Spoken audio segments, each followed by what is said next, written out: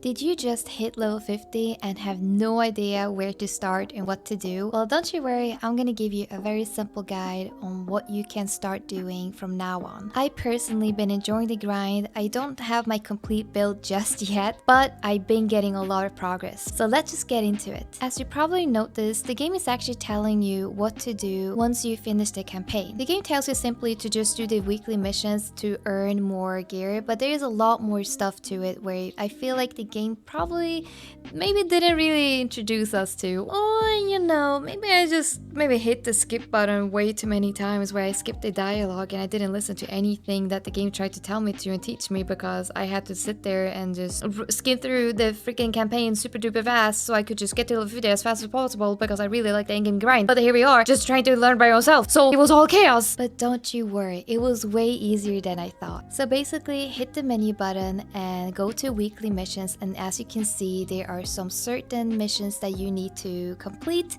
in order to get the reward. Now, each mission will give you different type of rewards, but you can simply just look at the percentage symbol and hover over it to see what they will offer. Doing dungeons. Co-op dungeons are pretty much the best way to get endgame gear. I got my daggers from one of the dungeons called the Destruction. It took me about I would say 6 tries, but other things that I noticed that they also offered is the little tiers. As you can see, those tiers allows you to level your weapons way fast. Even if I didn't get my loot right away, I still got something out of it, and I did keep all the stuff that I was thinking might be good for later. However, what I want to point out is the dimensional contract tokens. You only have so many tokens that you can spend, and those are being spent whenever you open a chest. So that means that you cannot farm the dungeon all the time. Instead, you have to wait till they recharge the tokens again. Now, another thing that I've been putting into my routine every time I log into the game is doing the contract manager missions. Doing these missions is kind of putting yourself ahead. So basically, the ones that I've been focusing on personally is the one with the red stones. The red stones allows me to craft the growth stone, and I do really want to focus on my weapons before anything else. I know a lot of other people are doing the same thing and they said it's been really helpful. So try to do 5 at a time and also stack up as much materials as you can. In that way, when it comes down to it, where you have your full gear, it means that you already have so much material so you don't have to go and chase for them. Another thing I want to point out though is that you can also keep refreshing. If there's one mission that you do not like, you can either pick them up and refresh, and then you can abandon the one you picked up that you probably want to swap out to. You can see that one of them is allowing me to get the purple pouch, which I actually picked up right away. The mission told me to go to Shadow Crypt. Another thing that I want to point out about what to do when you want to farm your stuff is going to these open dungeons. However, during nighttime, the dungeon will turn into conflict zone, which means that people can gank you. So if you do not want to deal with the hassle, pay attention and make sure that you go there during daytime. You can group up with randoms. I simply just go there right away in front of the door and just stand there like a bot till somebody invites me because I have no friends.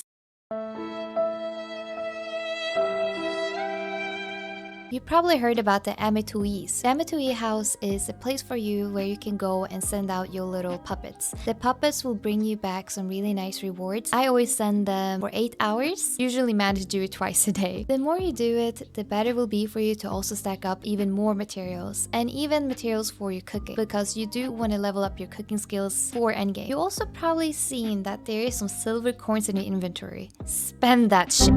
What I sometimes do, I will go to a contract coin manager and I will go and buy the purple pouches. Again, those purple pouches is pretty much of a gamble, and I have gambling issues. Not really, but I do like seeing where my chances are. So we're gonna just open up this one right here and see if I got anything good. And of course I will be very unlucky, but you can see in the list that it offers different type of rewards. So let's just open this up, and garbage. Absolute garbage. Well, another thing that I did to actually help my fix for gambling those pouches is going to the store. This store is offering about 15 pouches that you can probably buy when you are done with the campaign, because you probably have enough points for it. I know that a lot of people been very lucky with these pouches because they've been getting purple gear, but me, I don't have the RNG luck. So of course, in the beginning of my playthrough, I noticed that the game kept talking about Litograph because they teach you about crafting and stuff. Anyways, Litograph book is very useful for you to get additional gear or materials for endgame. So as you can see, you need certain items to hand in order to get the rewards that you can see on the right side. If there's something that you really like or that you really want to get, you can actually click on the item to see where you can farm them, and then you just go from there. Pay attention to the world bosses. The world bosses will alert in the game when it's happening, but also if you're curious about when they go live, you can actually check on the map icon and see which ones are conflicts and which one are peace. You can also see which boss is dropping what kind of gear, if it's any useful for you to farm, and you just go from there as well. For example, I need to farm Talos because I am looking for the mask that I need for my build, but I'm gonna have to deal with the PvP, so I guess I'm just gonna go bald. I hope this video actually helped you. I know there's a lot to take in, but I feel like the more you play, the more you learn.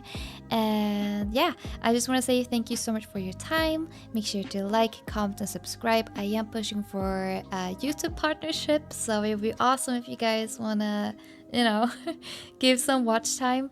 And yeah, I will see you guys in the next video. So have a good one. Thank you. Bye.